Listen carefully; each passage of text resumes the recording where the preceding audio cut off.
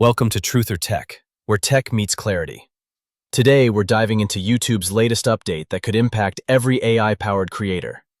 As of July 2025, YouTube is officially cracking down on mass AI-generated or repetitive content.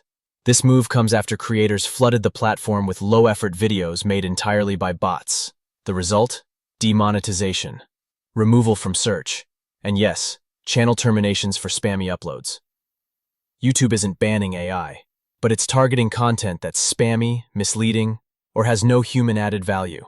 That means repeating the same format across hundreds of videos, copy-pasting articles with TTS voice, mass avatars reading Wikipedia pages.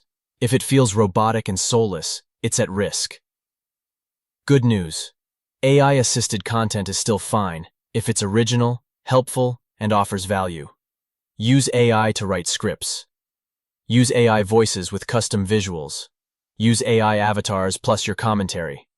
Just don't mass upload junk. To stay safe, always add a human touch, voice, editing, script tuning. Avoid bulk uploading similar videos. Diversify your format. Use animation, B-roll, graphics. Mention AI use transparently when needed. This policy marks a shift. Quality, quantity. AI isn't the enemy.